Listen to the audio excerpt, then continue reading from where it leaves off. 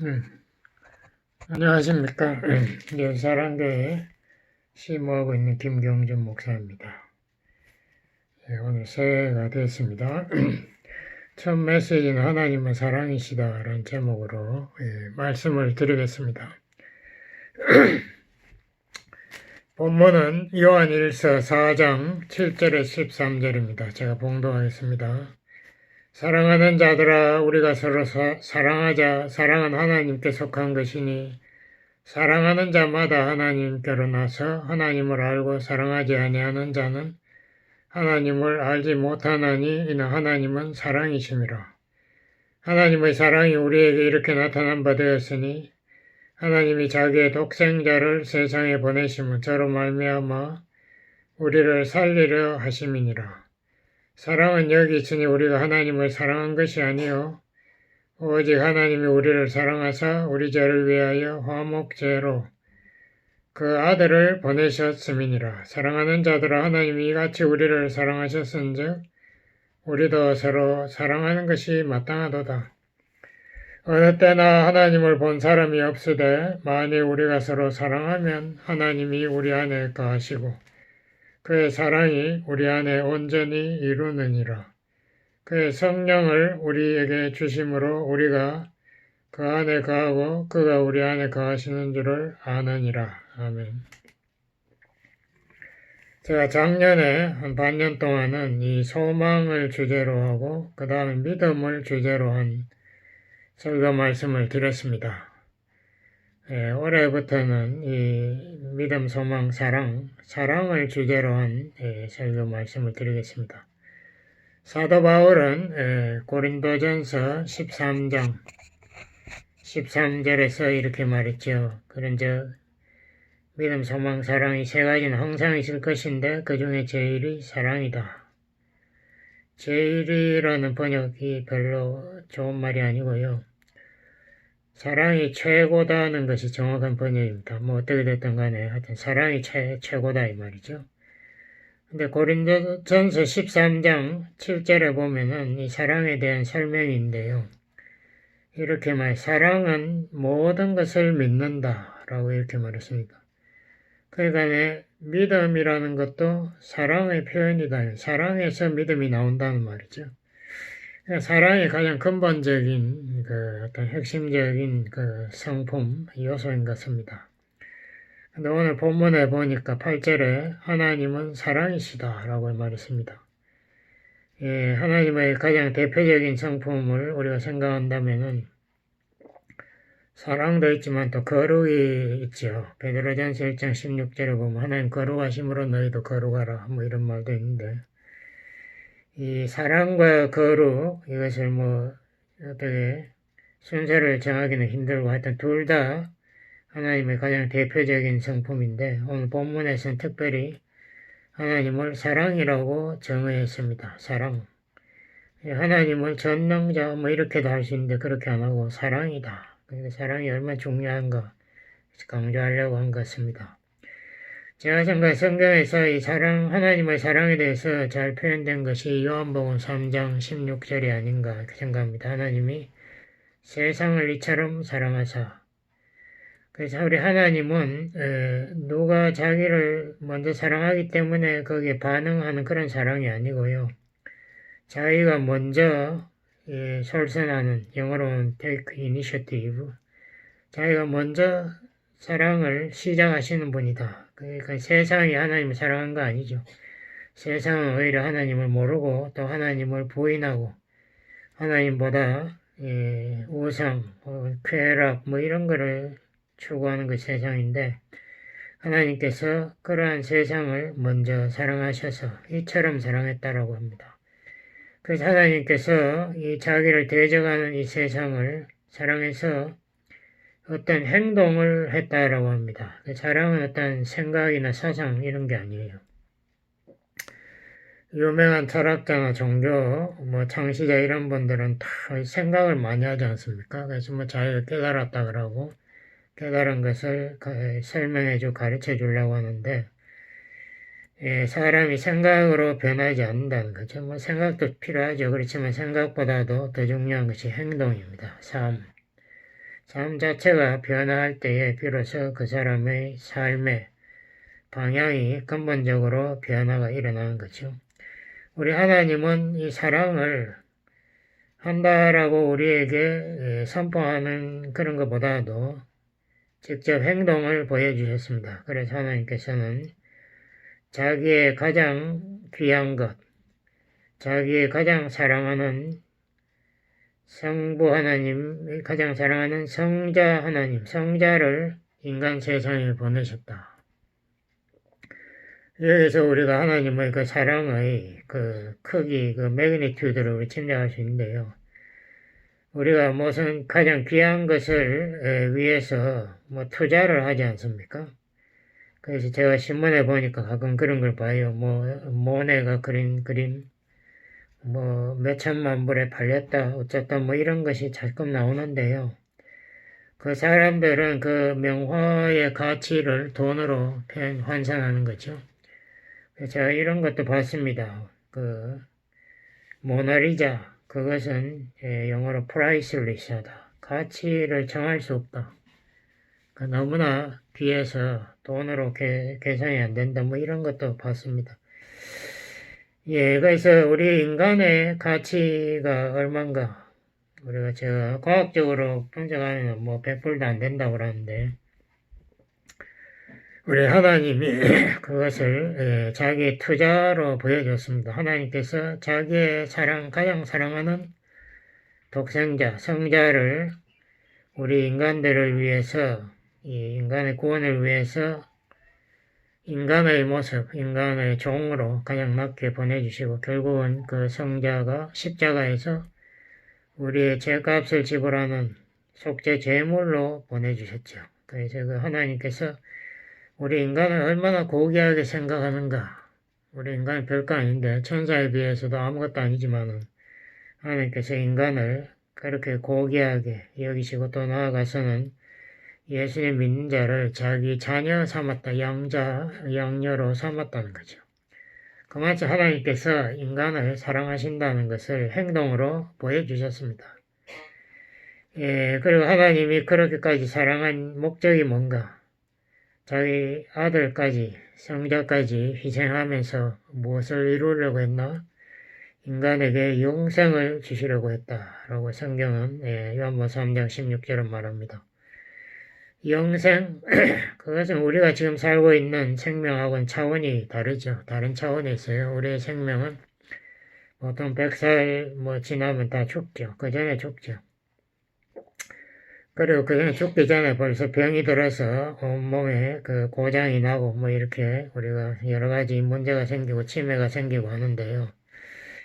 영생이라는 것은 하나님의 생명, 예수님 안에 생명이 있다. 요한복음 1장 4절에도 말했지만 그 생명은 하나님의 생명으로 차원이 다릅니다. 우리가 죽는 그런 생명이 영원하고 또 거기에는 참 하나님의 영광이 있는 그런 생명이죠. 그래서 말할 수 없는 기쁨과 평강 그리고 사랑이 가는 그 생명, 그 생명을 우리 인간에게 주시려고 자기 아들을 희생했다. 우리가 그런 생각할 수 있죠. 어떤 바보가 파리 100억 마리를 살리려고 자기 아들을, 자기 자녀를 희생할 사람이 이 세상에 없죠. 그거는 자기 아들과 비교하면 아무 가치가 없으니까. 근데 하나님께서 인간이 그렇게 귀하다고 자기 아들, 독생자, 자기 정말 가장 사랑하는 그 독생자를 십자가의 제물로 이렇게 내어놓을 수 있는가. 우리가 이 논리적으로는 이해가 가지 않습니다. 사랑에 대해서 좀 더 우리가 생각해 보려면 사랑의 기원에 대해서 조금 말씀을 드리겠습니다. 요한복음 17장 24절을 제가 봉독하겠습니다. 요한복음 17장은 예수님께서 십자가 못 박히기 곧전날 밤에 마지막 기도, 대제사장의 기도를 하신 게 17장인데요. 24절부터 제가 봉독하겠습니다. 아버지여 내게 주신 자도 나 있는 곳에 나와 함께 있어 아버지께서 창세 전부터 나를 사랑하심으로. 여기 예수님 말이 성부 하나님께서 성자 하나님을 창세 전부터 사랑했다라고 말하고 있습니다. 그러니까 세상에 뭐 창조되고 천사가 만들어지고 인간이 만들어지고 그 훨씬 전에 이미 이 삼위일체 하나님들은 서로 사랑에 빠져 있었다는 거죠. 그래서 영원 전부터 사랑하심으로 내게 주신 나의 영광을, 그러니까 아버지의 그 모든 좋은 것, 영광을 성자에게 다 주셨다 이거죠. 나의 영광을 제의로 보게 하시기를 원합니다. 그러니까 예수님을 따르는 제자들에게도 이 아버지 하나님 사랑해 주시고 같은 그 영광을 그들에게도 나누게 해주세요. 이 말이죠. 의로우신 아버지여, 세상의 아버지를 알지 못하여도 난 아버지를 알아사옵고 저희도 아버지께서 나를 보내신 줄 알아사옵나이다. 그러니까 세상은 하나님 아버지를 알지 못하니까 예수님도 죽이고 다 했는데, 예수님은 하나님 아버지의 사랑의 대상, 영원 전부터 사랑의 대상이었으니까 아버지 하나님을 잘 알고 있었고, 요한복음 1장 18절에 그랬지. 아버지 품속에 있던 성자 하나님이 아버지를 우리에게 설명해 주셨다라고 말합니다. 내가 아버지의 이름을 저희에게 알게 하였고, 이름이란 그분의 속성, 성품인데요. 성부 하나님의 속성을 예수님께서 우리에게 설명해 주었다. 그래서 특별히 그 아버지의 사랑을 우리에게 알게 해 주었다. 이는 나를 사랑하신 사랑이 저희 안에 있고, 그래서 그 사랑을 제자들이 마음속에 깨닫게 되고 체험하게 됨으로써 성부 하나님의 사랑도 알게 되었다는 거죠. 나도 제 안에 있게 하려 함이니이다. 참 중요한 말씀이 이 마지막 기도에 있는데요. 여기 보면은 이 사랑의 기원은 성부와 성자, 그 사랑, 거기에서 모든 사랑이 흘러나왔다는 거죠. 그래서 성부 하나님이 성자를 너무나 사랑하시기 때문에 자기의 모든 영광을 나누어 주셨고, 그 성자 하나님이 그 아버지 성부의 그 사랑을 우리 제자들에게도 또 다 나타내고 설명해 주었다. 또 친히 사랑함으로써 제자들이 사랑을 체험하게 해 주었다라고 이렇게 말하고 있습니다. 이 사랑에 대해서 제가 이것을 꼭 설명해야 되는데요. 이 사랑은 지식적인 사랑이 아니다라고 성경은 말하고 있습니다. 에베소 3장 18절에 보면 이렇게 말했습니다. 사도 바울이 기도하면서 지식에 넘치는 사랑을, 지식에 넘치는 그리스도의 사랑을 알도록 해달라고 기도했는데요. 지식에 넘친다, 이 한국말 알아듣기 힘들어요. 무슨 말인지. 영어로만 supersedes all knowledge. 이걸 제가 최선을 다해서 번역해보면 이렇게 번역해요.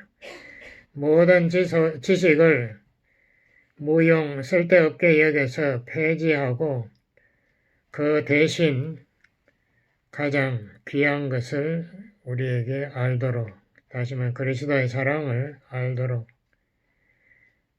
그 말이 또 빌립보 4장 6, 7절에도 나오죠. 모든 지각에 뛰어난 하나님의 평강이 우리의 마음을 지배한다.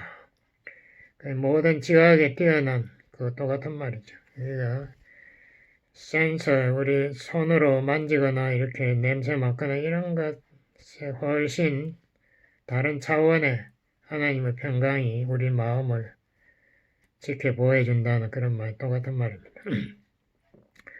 영어로 이거를 목사님들이 주로 말한 게 head knowledge보다 heart knowledge를 가지라 라고 말합니다. 머릿속으로 있는 지식, 그거 사람을 변화시키지 않는다 이거죠. 그거보다도 마음에 정서적으로 체험적으로 느끼는 그 지식이 우리 인간을 변화시킨다. 헬라말로 그노시스, 이 체험적인 지식. 아담이 하와를 알았다라고 이렇게 창세기 2장에 말한대요. 그게 서로 간에 이 체험적으로 사랑했다라는 이 말입니다. 이 철학자 하이데거가 여기에 대해서 이론을 폈습니다. 하이데거가 두 가지 지식이 있다라고 이렇게 말했습니다. 하나는 객관적인 지식, objective knowledge라고 해서 이것은 대상, 내가 알려고 하는 대상을 과학적으로, 논리적으로 분석해서 정확히 파악하는 것. 그러니까 제가 스마트폰을 보고 스마트폰에 어떻게 만들어졌고 뭐 그 성능이 뭐다는 것을 정확하게 파악한, 이건 지적인 지식이 되겠죠. 영어로 IQ라고 우리가 많이 알고 있습니다. 그 반면에 하이데거는 주관적인 지식이 있다라고 말합니다. 주관적인 지식은 과학적으로 분석하고 이런 게 아니고 나와의 관계에 포함된 지식이라 이렇게 해석할 수 있는데요. 이것은 나의 감정도 포함되어 있고 나의 삶도 포함되어 있고 내가 어떠한 영향을 객관적인 객체에서 내가 어떠한 영향을 받는가까지도 포함된 지식이라 이렇게 쉽게 말하면 이걸 EQ라고 이렇게 말하지 않습니까? Emotional Quotient. 그러니까 정서적인 그 지식, 체험적 지식, 이게 다 똑같은 말인데요. 그러니까 내가 예수님을 압니다 할 때는 그 예수님에 대한 무슨 교리를 자기가 외워서 안다 이게 아니고 예수님이 나를 얼마나 사랑하는가 거기에서 내 마음이 움직여서 나도 예수님의 그 사랑을 마음속에 가지게 되었고 나도 그래서 그 사랑으로 다른 사람을 사랑할 수 있게 되었습니다. 뭐 이러한 것이 예수님의 사랑을 내가 알게 되었다는 이 체험적인 지식, 이 주관적 지식을 잘 설명한다고 저는 생각합니다. 오늘 본문에서 요한일서 4장 12절에도 이 똑같은 말이 나와요. 제가 다시 읽어보겠습니다. 어느 때나 하나님을 본 사람이 없으되, 그러니까 하나님은 죄를 가까이 할 수가 없으니까 우리가 하나님을 가까이 할 수가 없고 본 사람이 없는데 만일 우리가 서로 사랑하면 그래서 내가 원수를 용서한다. 내가 저 사람에게 따뜻한 친절한 말을 하나 던지고 이렇게 할 때면 하나님이 우리 안에 거하시고 그래서 내가 정말 사랑을 베풀 때에 내가 그 사랑을 체험하게 되지 않습니까? 그때 하나님의 사랑이 내 마음속에 느껴지고 하나님이 우리 안에 거하시는 것을 알 수 있게 되고 그의 사랑이 우리 안에 온전하게 이루느니라. 그의 사랑이 우리 안에서 영어로 complete, 완전해진다. 그 사랑이 우리를 주관하게 된다. 이러한 것이 다 이 주관적인 지식이 되겠습니다. 그러니까 우리가 이 사랑을 베풀면 우리 마음속에 그 성령의 역사가 일어나고 그 성령이 임재하는 것을 우리가 깨닫게 되고 하나님 거하신다 이거죠. 그래서 그 하나님의 사랑이 우리 안에서 우리를 변화시킨다. 자, 이게 이 4장 12절에 정확한 해석이 되어 있습니다. 그래서 우리가 사랑을 성경에서는 성령의 열매라고 이렇게 말하는 게 바로 성령이 우리 마음의 능력으로 역사해서 우리가 하나님의 사랑을 베풀게 하고 또 우리가 하나님의 사랑을 체험하게 함으로써 우리를 변화시키기 때문에 그것이 바로 그 사랑이 바로 하나님의 성령의 열매다 이렇게 말하는 거죠. 제가 코리 텐봄 여사의 간증을 하나 소개하겠습니다. 이분은 2차 대전 때에 독일 유대인들이 독일에서 그 집단 수용소 아우슈비츠 그 폴란드에도 많이 있었는데 거기에 자기 여동생하고 갇혀서 살았습니다. 그런데 거기 아주 악질인 독일 병사 하나가 계속 이 두 여형제를 괴롭혔어요. 그래서 결국 여동생은 너무 괴로움받아서 죽어버리고 마침 그때 독일이 항복함으로써 이 코리 텐봄은 풀려났습니다. 그래서 온 세계를 돌아다니면서 거기에 있었던 그 고통을 어떻게 극복했는가 뭐 이런 거 감정 집회를 열었는데요. 하루는 그 감정 집회가 끝났는데 뒤에서 누가 앞으로 걸어 나오는 거예요.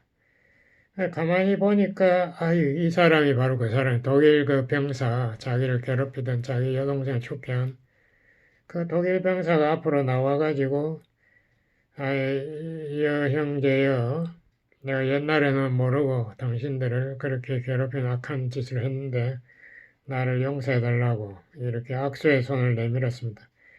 이때 코리 텐봄의 자서전에 보면은 그때 내 몸이 얼어붙었다라고 이렇게 하면 자기가 손을 잡으려고 하는 말씀 따라서 해보려고 했는데 몸이 움직이질 않더라고요.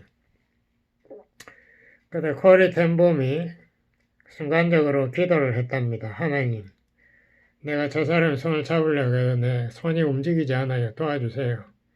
그 기도를 했는데 순간적으로 손이 툭 나가가지고 그 사람의 손을 잡았는데요.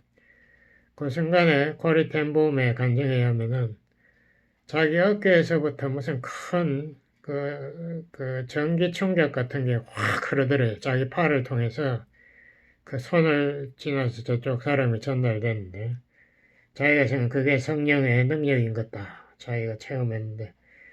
그래서 내가 그 사람의 손을 잡았을 때에 비로소 눈물이 나오고 그 사람을 내가 포용할 수 있었다라고 이렇게 말하면서 이런 고백을 했습니다. 아, 내가 그때 그 형제를 용서한다고 말했을 때에 그때까지 바로 내가 이 미움의 포로였던 것을 깨닫고 내 자신이 이 미움의 포로에서 해방되는 것을 느꼈다. 그리고 내가 새롭게 하나님의 그 깊은 사랑의 그 능력을 새로 내가 체험했다라고 이렇게 고백하고 있습니다. 참 놀라운 고백이죠.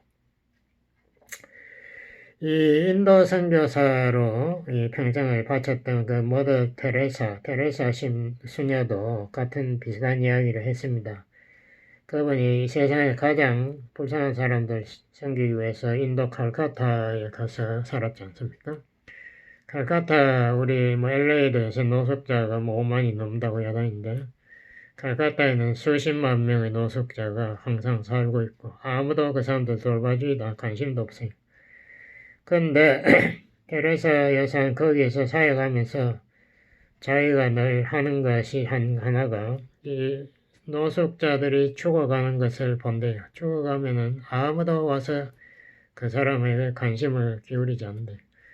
근데 자기는 그 죽어가는 노숙자를 자기 품에 안아주고 그 사람을 이렇게 보면서 하나님 사랑한다라고 이렇게 고백하는데요. 그럴 때 그 노숙자들이 마지막 죽어가면서 자기에게 미소를 던진대요. 살짝.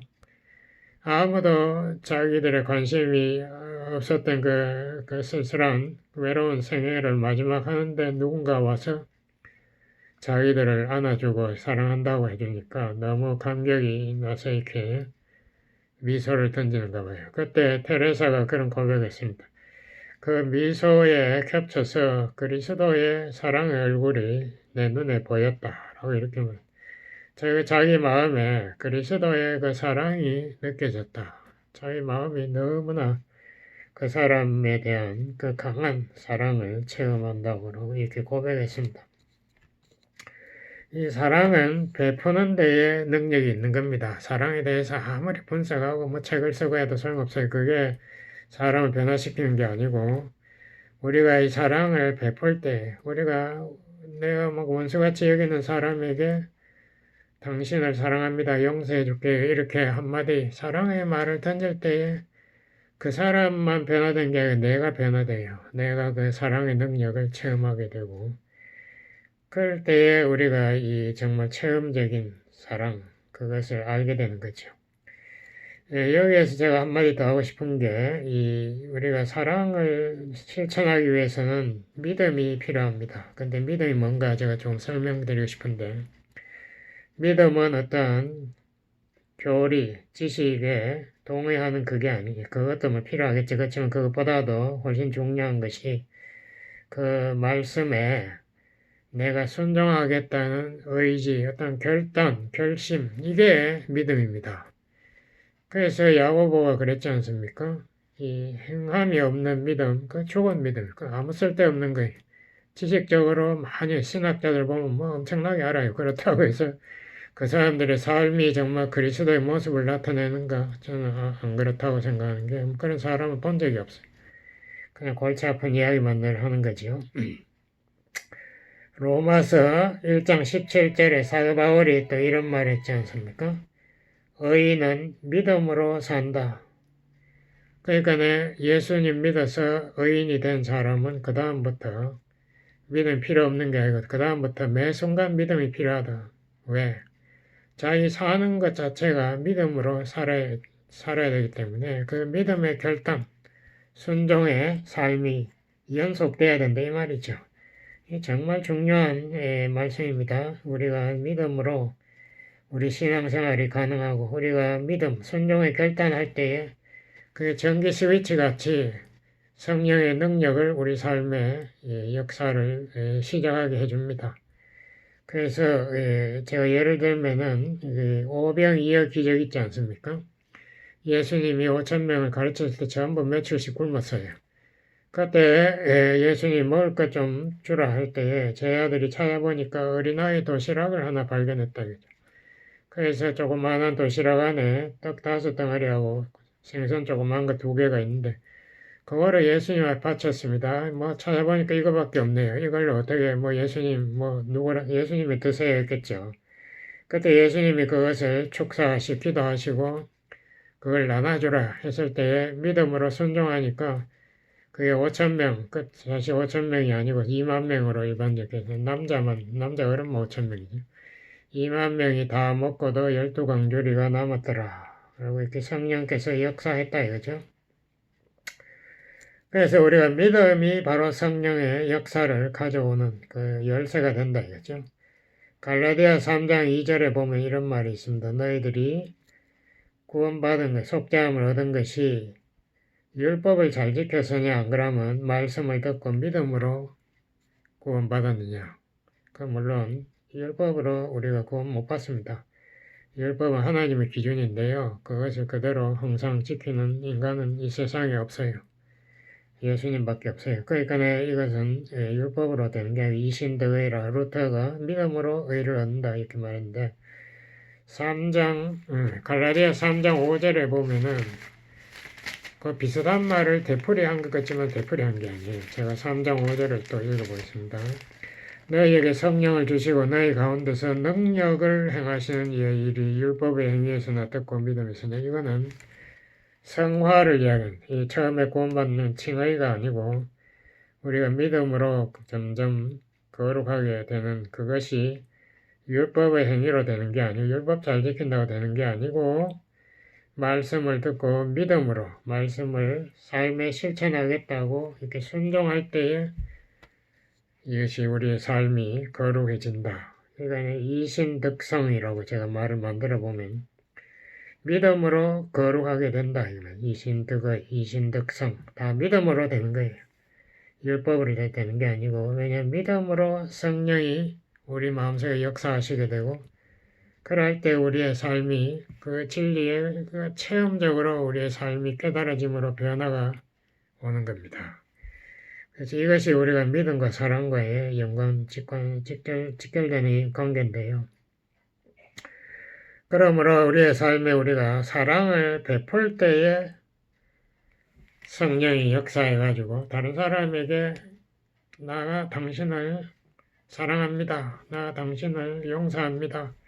내가 당신에게 더 좋은 말을 하도록 앞으로 노력하겠습니다. 이러한 우리가 사랑의 행동을 나타낼 때에 성령의 역사가 내 마음을 사랑으로 변화시킨다. 내가 처음에 그런 말하고 싶은 느낌이 안 오더라도 우리가 믿음으로 그런 말을 탁 우리 와이프, 우리 아내에게 또 우리 자녀에게 또 아내는 남편에게 그 말을 던지세요. 믿음으로. 그렇게 할 때에 그 사람만 변화되는 게 아니라 나도 변화된다. 이 사랑의 능력입니다. 이게 성령의 능력이에요. 기도하시겠습니다. 하나님 아버지 감사합니다. 우리 하나님, 사랑의 하나님. 그래서 우리에게 사랑을 열매를 맺게 하는 성령님. 우리의 마음을 변화시켜서 우리의 마음도 사랑으로 가득 차게 역사해 주시고 우리의 삶이 사랑으로 행동하는 삶이 되도록 축복해 주세요. 예수님 이름으로 기도드렸습니다. 아멘.